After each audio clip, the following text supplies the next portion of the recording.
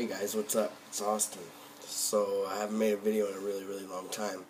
So I guess the biggest change is it's Boxing Day right now, and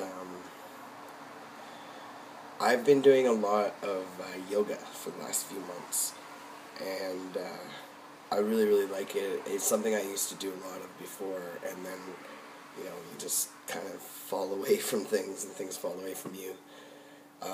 Basically, since I broke my leg about 6 years ago, it was kind of hard for me, I guess, to get back into some of the things that I used to do.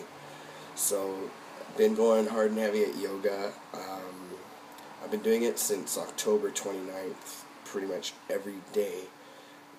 Last week, one day, it snowed really heavily, and I didn't make it to an actual class that day, but I still did it at home. And then on Christmas Day, I didn't make it to a class, but I still did it at home. But today's class was cool. It was good to get back, and the place I go to has a really nice sauna too. And one of the things I really like about it is it kind of allows me to experience myself in a way I don't get to in other parts of the world. Because the facilities there, whether they mean to be or not, are actually very trans friendly, because everything's private. You've got private stalls, private shower stalls. Everything's just really cool. So it's one of the only places I can shower in and stuff in public and not have a harangue. Anyways, I just really enjoy it, and I love the energy in the place. Because I've been going through yoga a lot, and or in yoga a lot, I guess, there's a lot of language and stuff that gets used in places, like when I'm in therapy, or when I go to yoga, even gym classes and stuff. You hear the word transition, and you hear things that just sort of speak to you. So one of the things I'm learning through yoga, and then I actually, there's a talk on TED Talks, TED TV, which is about our nonverbal cues and body language.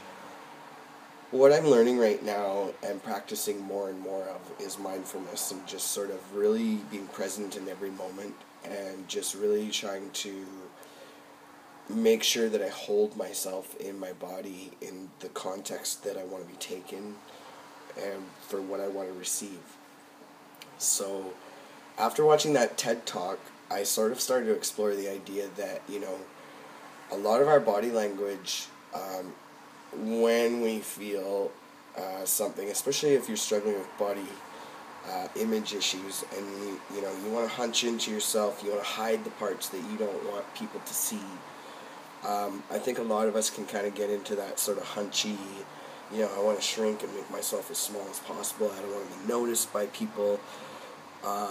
These are defense mechanisms maybe that somehow we learn to incorporate in our lives, but I don't think in the end they really serve us well. So that's another thing about being present, is I'm constantly kind of checking in with myself of what serves me in this moment, and what serves me, what will hold the most longevity too for me in serving me, and coinciding with my vision for myself, I guess. So yeah, I just found that the more I started to breathe into those ideas, and the more I started to really be aware of my breath, and with my practice of yoga, and with these amazing teachers that I get exposed to with these great ideas and stuff, I just started to really feel, there's this center place that you can find yourself, and then not attach a story, or not kind of cling to another story that has gotten you through in the past. You just kind of learn to let go, and just really learn to open up. And when you can open yourself up physically, and then mentally and spiritually be mindful of those things, and you're willing and ready to receive, it actually kind of on its own, there's this shift that undoes a lot of issues.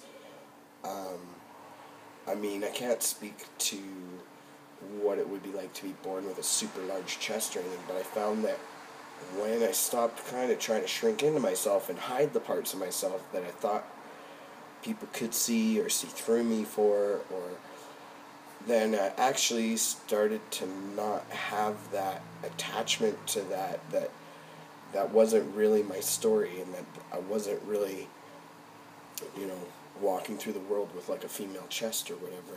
And a lot of my, even though I've been working out tons and everything, a lot of my muscles and my posture and stuff started to settle into itself, open up, and just become like broader, and just now I don't feel that awkwardness or even an awareness that that could have been an issue before. So I don't know if all of that makes sense to you or not, but. And I guess the next thing I should talk about, at the beginning of the video, I introduced myself as Austin, and I know that I've been making these videos, and I'm like, hey, it's Cade. I love my name. I love the name Cade Austin. That's how I want to walk through the world. I just have had some problems with the name Cade. When I'm on the phone with people or in a loud place or something, people assume it's Cade.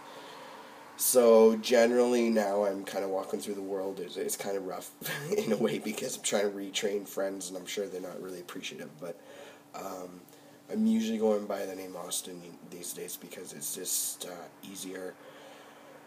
I think it's maybe it just resonates a little bit more too, because I really want to, you know, I just really want to be out there now, just living my life. I want to. Even though I'm, you know, a spiritual person, and even though I strive to be the best person that I can be, I don't think that we need to live unnoticed or impoverished to achieve those things, to achieve that kind of change. So I'm all about prosperity this year. I'm all about succeeding and not just surviving. And so, yeah.